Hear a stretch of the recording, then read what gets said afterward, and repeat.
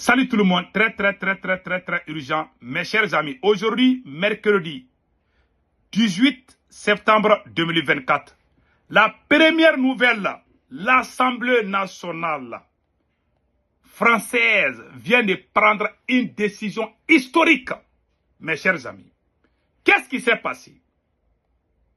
En France, le bureau de l'Assemblée nationale française a approuvé le lancement de la destitution du président Emmanuel Macron. Après, on va vous expliquer. La deuxième nouvelle aujourd'hui, mes chers amis, l'Algérie vient de suspendre ses vols vers le Mali. Quelle trahison. Après les attaques terroristes, après la victoire des Maliens contre les terroristes, l'Algérie persiste et signe que ses avions Air Algérie ne viendront plus au Mali pour le moment. Après, on va vous donner des détails. Pourquoi l'Algérie a pris une telle décision contre le Mali? Nous allons vous donner des détails. Nous conseillons au peuple malien de ne pas paniquer. Dans la vie, il y a le haut et le bas. Nous sommes dans un moment difficile. Nous devons nous donner les mains pour sauver la patrie. Je salue le courage, la bravoure et la détermination du peuple malien qui s'est levé à main nue pour attraper les terroristes. Chapeau au peuple malien, au peuple de l'AES. Maintenant, nous allons partir avec la première nouvelle. La première nouvelle, le bureau de l'Assemblée nationale française a approuvé le lancement de la destitution du président Emmanuel Macron. Mes chers amis, le bureau de l'Assemblée nationale, chambre base du Parlement de la France, a qualifié d'acceptable l'initiative du parti de gauche, la France insoumise, de soumettre à la discussion une résolution sur la destitution du président Emmanuel Macron.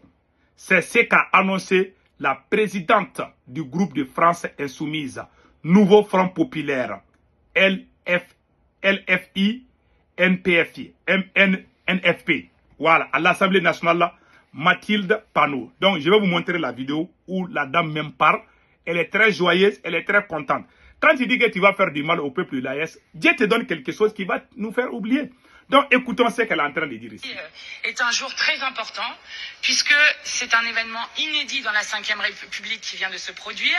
Le bureau a décidé à sa majorité de voter pour la recevabilité de la proposition de résolution pour engager la destitution du président de la République, qui sera donc examinée en commission des lois. Et je vais demander très rapidement quand sera inscrit en commission des lois cette résolution sur la destitution du président de la République. C'est un événement, encore une fois, inédit dans la Ve République, où à majorité, les membres du bureau ont considéré que le président de la République n'était plus le garant du bon fonctionnement des institutions républicaines et que donc le débat devait avoir lieu devant l'ensemble du peuple français, puisque ce sont des débats qui sont télévisés, et que ce débat était sain pour la démocratie. Un débat télévisé. Oui, dans l'histoire de la France. Je pense que Emmanuel Macron est le troisième président, si je ne me trompe pas. Voilà, il est le troisième président, vraiment, où on lance les procédures de destitution. Ils ont lancé contre François Hollande, ça n'a pas marché. J'espère que pour Macron, ça va marcher. Donc, non, pour François Hollande, ça n'a même pas été accepté. Donc, pour Macron, ça a été accepté. Donc, ils vont voir comment chasser Emmanuel Macron du pouvoir. Mes chers amis, quand il fait du mal, Macron nous a fait du mal. Aujourd'hui, Macron est dans le pétrin. On est en train de chercher tous les moyens pour qu'il quitte au pouvoir en France. Macron est devenu un problème. Donc, mes chers amis, ça c'est une excellente nouvelle. J'espère que dans peu de temps, vous allez entendre la démission de Macron ou la destitution du président Emmanuel Macron. Ces jours-là, nous allons fêter. Ça sera la plus belle victoire de l'année. Donc, mes chers amis, voilà entre autres ce qui vient d'être décidé. Et nous allons partir en Algérie. Voilà. Allons-y en Algérie. J'ai été déçu par les autorités algériennes aujourd'hui. Je vais être très honnête avec vous. Et Air Algérie suspend ses vols vers le Mali. Air Algérie suspend ses vols vers le Mali. Des violents affrontements secouent la capitale du Mali, obligeant les autorités à fermer l'espace aérien et l'aéroport. Air Algérie suspend ses vols. Donc, mes chers amis, voilà ce qu'ils ont dit ici. Je ne vais pas rentrer dans les autres détails. L'Algérie est le seul pays. Le seul pays, il n'y a pas un autre pays qui a fait ça. Je ne pense pas que Air Maroc a fait ça. Le Mali est plus proche de l'Algérie que tous les autres pays de la sous-région. Les Maliens et les Algériens, là, c'est le même peuple. Mais j'ai été déçu par cette décision au moment difficile. C'est une façon de montrer, de pousser aux autres nations d'isoler le Mali. Voilà. L'Algérie fait, c'est comme si le Mali est à feu. Le Mali est infréquentable. Il ne faut pas fréquenter le Mali, sinon les terroristes vont te tuer là-bas. C'est une façon de nous faire isoler. L'Algérie est le seul pays. Je n'ai entendu aucune nation, aucun pays qui a décidé de suspendre ses vols vers le Mali. Même si ça s'est passé, je n'ai pas vu pour le moment. Pour le moment, je ne sais pas. Parce que ces gens-là, on ne peut pas les faire confiance. Je ne sais pas si un autre pays va faire la même chose. En tout cas, Air Algérie a suspendu. On n'a pas entendu les autres pays. Même si les autres le font, en tout cas, c'est l'Algérie qui a commencé d'abord. Cela veut dire que l'Algérie n'est pas du tout honnête envers le peuple malien. Ça m'a déçu, j'ai été déçu. Je ne pensais pas que l'Algérie allait nous faire ça. Non seulement, je n'ai vu nulle part où l'Algérie a présenté ses condoléances de ce qui s'est passé aux Maliens. Et un message de soutien aux autorités maliennes. L'Algérie n'a pas fait ça non plus. La seule chose que l'Algérie a fait, c'est de suspendre. Et puis montrer au monde entier, ah, le Mali là, il ne faut pas aller, hein. Notre Air Algérie là, ne va pas aller au Mali. Ça fait mal, hein. Je ne vais pas dire quelque chose du mal contre ces pays. Le Mali a aidé l'Algérie à avoir son indépendance. Le Mali est le seul pays qui a donné trois grandes régions à l'Algérie pour abriter leur base militaire, pour combattre la France. La France occupait l'Algérie pendant plusieurs décennies. La France voulait que l'Algérie soit un pays, un État outre-mer, comme les Martinique et consorts là. Parce qu'il y a gaz, il y a tout là-bas. Les Algériens se sont révoltés. C'est le Mali qui aidait l'Algérie. Je vous jure. Le Mali a aidé l'Algérie, le Niger a aidé l'Algérie, et le Burkina, même la Guinée-Conakry. Tous ces pays-là, tous ces pays que vous voyez là, qui sont dans l'AES là, tous ces pays-là aidaient l'Algérie. C'est pour cela, c'est pas pour rien qu'on s'est retrouvés encore. Nous sommes des descendants des héros. Voilà. Donc voilà, aujourd'hui, c'est cette même Algérie qui se tourne contre nous. Les terroristes génimes là, qui dirigent les terroristes génimes? Ça, c'est Iyad Agali. Iyad Agali est basé où? Il est basé en Algérie. Vous avez détruit nos nations et vous ne voulez pas qu'on se défende. On amène des partenaires, vous vous plaignez.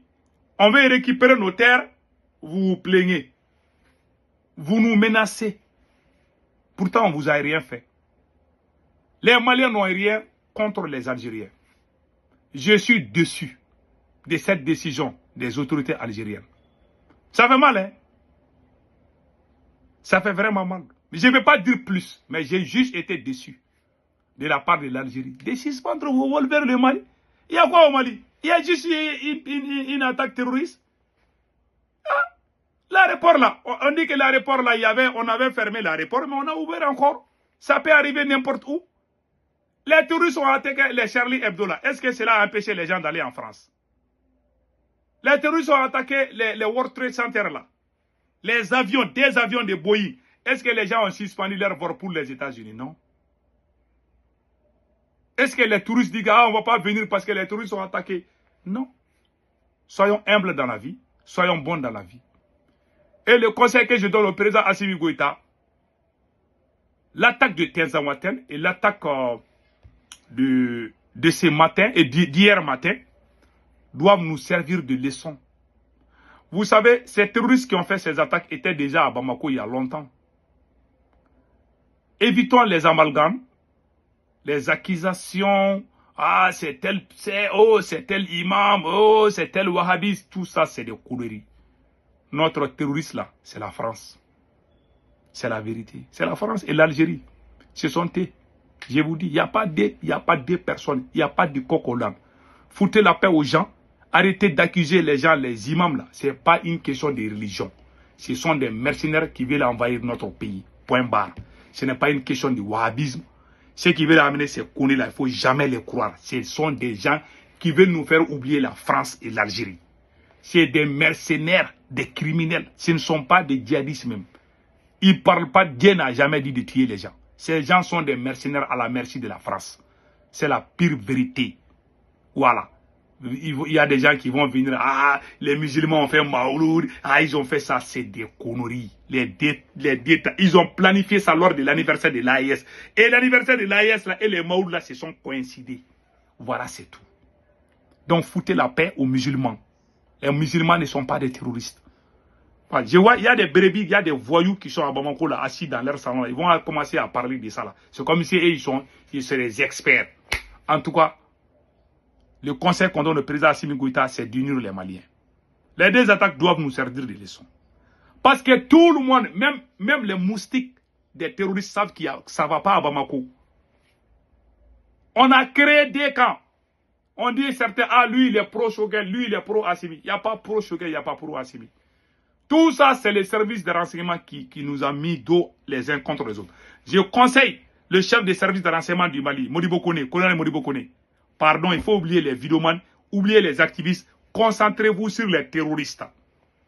Vos combats là, contre les... Parce que le rôle d'un service de renseignement, c'est vraiment de veiller à ce qu'aucun mal n'arrive au pays. Un service de renseignement ne doit pas créer de problèmes entre le peuple. Si tu fais ça, ça veut dire que tu es en train de faire le travail de la France. C'est la pure vérité. Je vous ai tout le temps dit ça là. Et c'est ce que vous êtes en train de faire. Je ne vous accuse pas. Hein. Je vous conseille de vraiment de prendre ça comme conseil et de voir la réalité du pays. Concentrez-vous sur le pays et oubliez les hommes. Voilà mon conseil. Passez un excellent week-end. Ciao, ciao.